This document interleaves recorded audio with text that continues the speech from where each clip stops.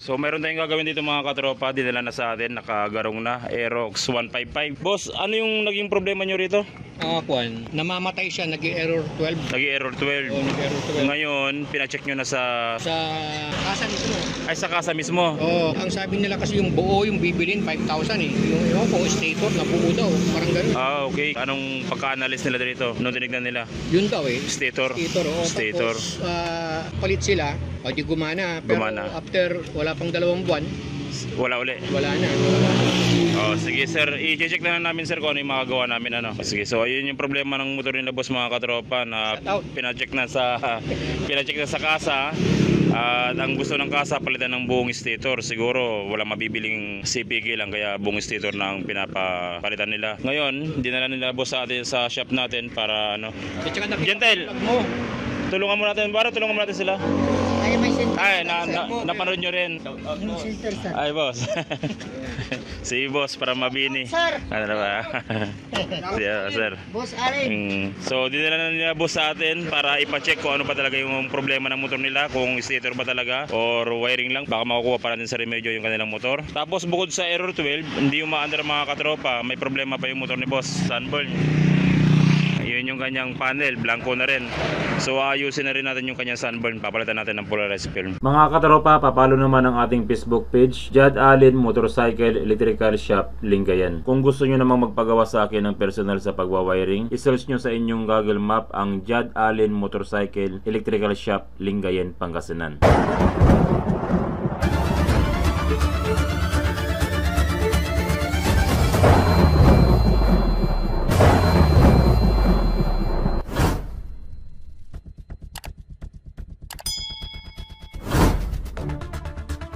So astig to mga katropa TMX 155, kinumbert nila sa block ng ibang motor Minodify nila, nagtaba sila dito sa frame.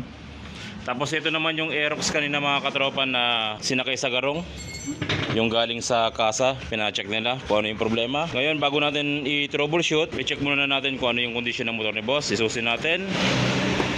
Kung mapapansin nyo, sunburn, wala nang display yung kanyang panel. Gagawin na rin natin ito. Papalitan na rin natin ng polarize para magkaroon siya ng display. Tapos yung kanyang error 12, dito may naninagan akong error 12 pero hindi ko alam kung makikita nyo sa camera. May nakikita akong error 12 dito So naka error 12 siya. Subukan natin i-push button kung aandar ba. So ganito yung motor ni boss mga katropa kapag pinush button ko. Yan, kung maririnig nyo, umiikot naman yung kanyang magneto. So ibig sabihin, good yung kanyang stator. Yan So bago natin simulan ito mga katropang i-troubleshoot kung ano talaga yung problema, i-check muna natin yung kanyang battery para sigurado. Kasi minsan may mga nag-error 12 pero battery lang pala yung kanyang problema. So bubuksan natin to, tapos i-voltmeter natin. Tignan natin kung ano yung laman ng kanyang battery, kung below 12 volts na ba siya or malakas pa yung kanyang battery. Buksan natin to. So ito yung battery ni boss mga katropa, Yuasa. Mukhang original pa niya. Pero importante rito, yung voltahe niya, i-check natin. So gagamit tayo dito ng multitester. I-set natin sa 20 volts yung ating multitester. Tapos i-voltmeter natin kung ano yung laman ng kanyang battery. Check natin. So 12.3 mga katropa, medyo mababa na siya sa minimum. Dapat yan nasa 12.8 hanggang 13. Ngayon kung isususi natin, Gentle, isusi mo nga. Kung isususin natin, kung mapapansin nyo, hindi pa natin ini-start yung kanyang motor, 12.2, minsan bumabagsak ng 12.1. I-push button mo nga, Gentle. Habang pinupush button ni Gentle, kung mapapansin nyo, 7.8. Ayan, 7 volts na lang. At pakinggan nyo yung kanyang magneto, umikot-ikot. Pero yung kanyang voltahe, drop siya ng 7 point something. So ang gagawin natin dito, i-charge natin yung battery niya. Tapos pagkatapos natin may charge, kung umandar yung motor, automatic magpapalit na ng bagong battery itong motor ni boss. So i-charge muna natin. So okay na mga katropa, full charge na. Subukan natin isusi, push button natin. Yung kanyang sunburn, mamaya natin gagawin yan pag napandar natin yung makina. Okay, so nakasusi na. Subukan natin push button kung andar. Hindi pa rin.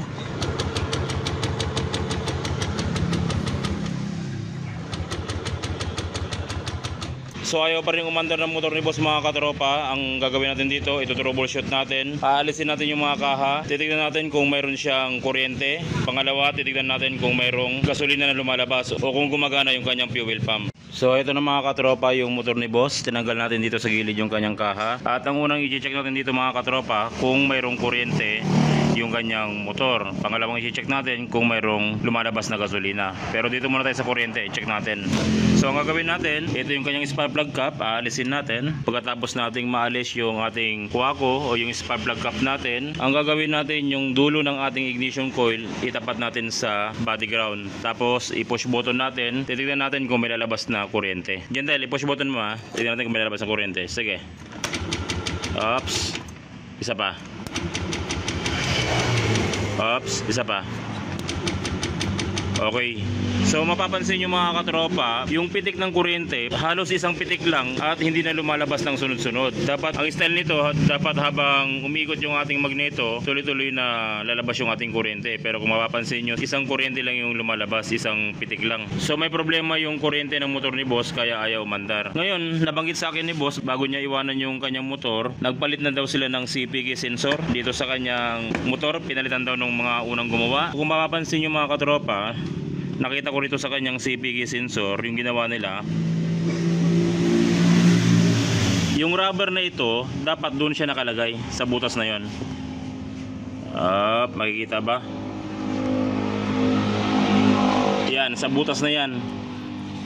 Kung mapapansin nyo yung butas na yan, dyan dapat nakalagay yung ating rubber na CPG sensor. Pero yung gumawa, tingnan nyo, shortcut yung ginawa nila. Ayan o, naipit nung crankcase yung kanyang CPG sensor. Ayan o, ipit na ipit. Siyempre kapag uminit na yung makina, pag umandar na yung makina at uminit na yung ating crankcase, masusugatan na yung ating wiring kasi nakaipit yung ating CPG sensor. So isa pa sa problema mga katropa, halimbawa itong ating CPG sensor hindi naipit, tapos yung kuryente niya, pag push button mo iisa lang lumalabas, ang problema nun CPG. So kung ganun yung problema, pa isa-isa lang yung labas ng kuryente, hindi sunod-sunod, magpapalit tayo ng CPG sensor. So ang gagawin natin dito, babaklasin natin lahat to, pati yung cover, at ito, titignan muna natin ito. So ito na mga katropa yung motor ni boss, binaklas na natin yung kanyang mga cover ng pan, yung radiator. At kung mapapansin nyo rito mga katropa, i-zoom natin. Iyan o, kinain nung gilid kasi dito nila nilagay yung CPG sensor na wire, dito nila nilapat, naipit dyan, imbis na dito sana. Meron naman siya ritong slot para sa CPG sensor. Diyan dapat nila nilagay itong rubber na ito. So ang nangyari, naipit, kaya wala pang ilang buwan, nasira na yung CPG sensor ni boss. At syempre mag-error 12 kasi yung kuryente niya, isa-isa na lang lumalabas dahil dito sa pagkakaipit. So hindi na natin gagamitin ito mga katropa dahil na-grounded na yan, naipit na yan. Useless lang din kapag nirepair pa natin. Ang gagawin natin dito, papalitan natin siya ng bagong CPG sensor. Ang ilalagay natin ay Racing Monkey. Ito yung nakikita ko lang na magandang brand kapag hindi kayo magpapalit ng original na CPG sensor. Kaysa doon sa bibili na mga brand sa Shopee, madali rin bumigay. So kung gusto nyo bumili ng ganitong klaseng brand na Racing Monkey na CPG sensor, iiwan ko na lang yung link sa baba ng ating video description para ma-redirect kayo sa seller na nagbibenta ng ganitong klaseng brand. Ito yung dating CPG sensor ni boss mga katropa. Tapos ito naman yung bago nating CPG sensor. Nilagay na natin sa tamang lagayan yung ating CPG sensor para hindi siya maipit ng ito crankcase.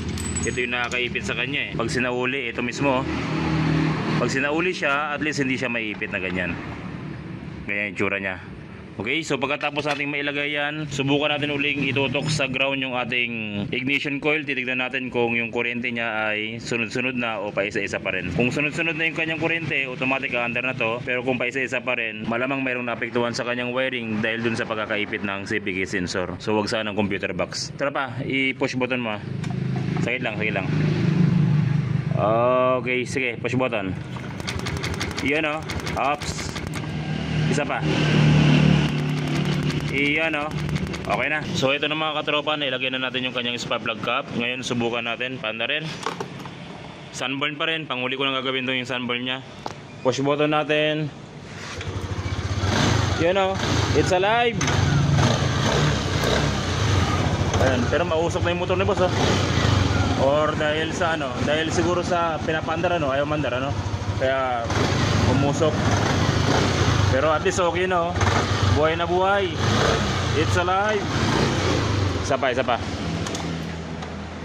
Buksan natin. Push button. Yun o. It's alive! Ito yung polarized film ni boss mga katropa. Sunog na sunog na. Papalitan natin siya ng bago na standard na polarized para magkaroon siya ng display dun sa kanyang panel. So ito na mga katropa, na-assemble na natin yung motor ni boss. Tapos yung kanyang dashboard panel, malinaw na rin. Napalitan na natin ng polarized film. Wala na siyang sunburn. Ngayon subukan natin ulit panda rin. Yun o. It's alive! Ayos, buhay na. So yun lang ang problema ng motor ni boss mga katropa, yung kanyang CPG sensor. Nagpalit sila ng bago, pero yung nagpalit ng bago, hindi ko alam kung saan nila pinalitan to, kung sa ibang shop o sa kasa, dahil sabi ni boss galing daw ng kasa to. Pero hindi ko masabi kung sa kasa o sa ibang shop. Pero yan, kung makapansin nyo, naipit.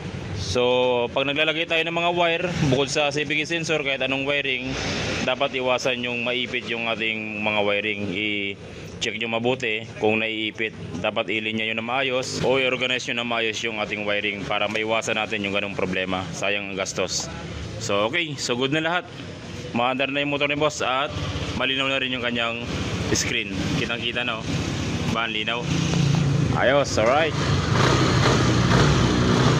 So yun lang mga katropa, maraming salamat sa walang sawang pagsuporta sa ating channel. Sana tuwing nanonood kayo ng ating video, marami kayong natutunan, nagagamit nyo sa inyong panghanap buhay o sa inyong pagdi-DIY. Maraming salamat mga katropa. God bless at ingat palagi sa pagwawiring.